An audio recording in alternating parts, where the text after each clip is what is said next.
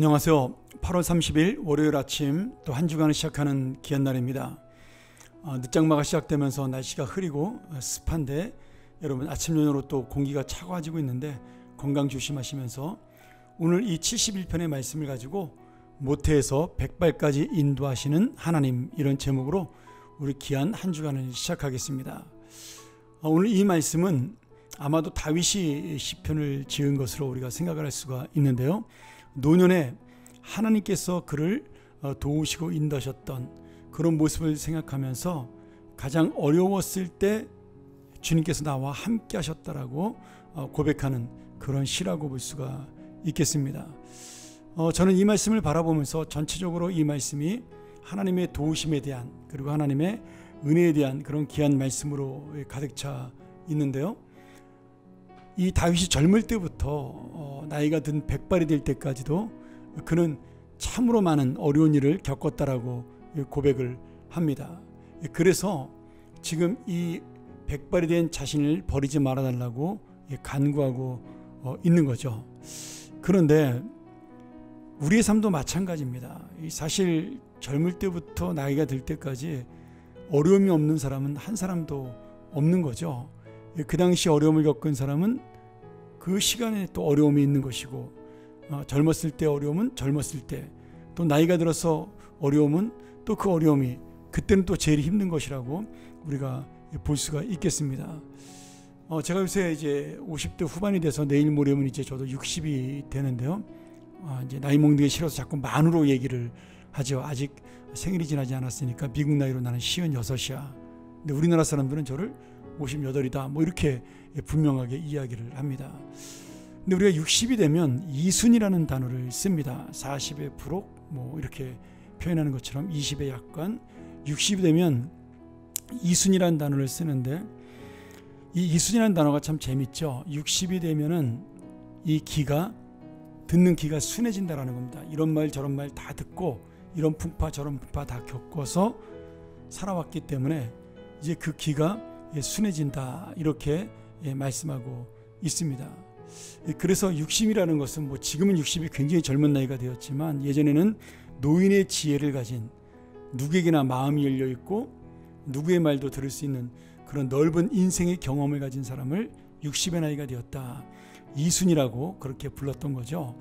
저는 그런데 하나님의 은혜를 알고 하나님의 그 도우심을 경험하면서 살아온 모든 사람은 나이가 젊어도 늙어도 뭐 20대도 이순이고 50대도 이순이고 60대도 이순이다, 저는 그렇게 생각을 합니다. 왜냐하면 오늘 말씀에 제가 참 은혜 받은 말씀이, 내가 모태에서부터 6절에 보면 내가 모태에서부터 주를 의지하였다, 어머니의 뱃속에서부터 주님께서 나를 택하셨다, 이렇게 고백을 해요. 그런데 오늘 이 말씀 그 뒷면에 가면 내가 백발이 되었을 때 하나님께서 나를 도우시기를 원하신다, 그렇게 고백을 합니다. 그래서 지금 이 말씀을 가만히 보면 백발이 된 그 영혼이나 모태에 있었던 그 영혼이나 하나님이 도우시고 하나님이 함께 하시는 그 마음은 변함이 없다라는 사실을 말씀해주고 있습니다. 그러니 이 18절 말씀, 하나님이여 내가 늙어 백발이 될 때에도 나를 버리지 마시라는 이 말씀, 그 말씀은 내가 모태에서부터 하나님의 은혜를 알고 있기 때문에, 또 경험했기 때문에 이 백발이 되어서도 나는 똑같이 주님 앞에 믿음으로 나를 도우실 것을 고백할 수 있다라고 말씀하고 있는 겁니다. 지금 여러분 이 말씀을 고백하는 다윗을 보면서 어떤 생각이 드십니까? 우리 인생은 어떤 인생이었을까요? 하나님께서는 나를 어려서부터 말씀으로 또 은혜로 교훈하셨고, 살아오면서 내가 계속해서 주님의 놀라운 일들을 전하는 자가 되었습니다. 예수님 믿고 우리가 이런 고백을 할 수가 있는 거죠. 그리고 또 내가 늙어 백발이 될 때에도 나를 버리지 말라는 이 말씀은 결국 내가 이 기이한 17절에 말씀하고 있는 하나님의 놀라운 능력들, 놀라운 역사들을 내가 나의 후손들에게 전하고 그리고 모든 사람들에게 전할 수 있는 그런 믿음의 사람이 되기를 바라는, 그 믿음이 어디서 나오는 것이냐? 모태에서부터 백발까지 나를 인도하신 하나님의 은혜를 경험한 내 인생에서 나온다라고 말씀합니다. 그러기에 다윗은 마지막에 이렇게 찬양을 합니다. 나의 혀도 종일토록 주님의 의를 작은 소리로 읊조리오니 나를 모해하던, 나를 누명시리던 모든 자들이 수치와 무한을 당함이니이다. 지금 이 말씀은 나를 괴롭히는 모든 자가 나를 넘어뜨리려 한다 할지라도 하나님이 결국은 모태에서부터 백발이 될 때까지 도우신 하나님이 나를 지키기에 저들은 절대로 나를 이길 수 없고 오히려 그들이 수치와 무한을 당하게 된다. 이런 고백이 되는 거죠. 다윗이 당한 고난이 어떤 것인지는 정확히 나오지 않지만 아마 여러 원수들로부터 심한 고난을 당한 것으로 볼 수가 있는 그런 고백입니다. 그런데 이 고백 속에 다윗의 경험이 숨겨져 있는 겁니다. 하나님은 끝까지 나를 도우셨다. 모태에서부터 백발이 될 때까지 내 평생을 주님은 나를 지키셨다.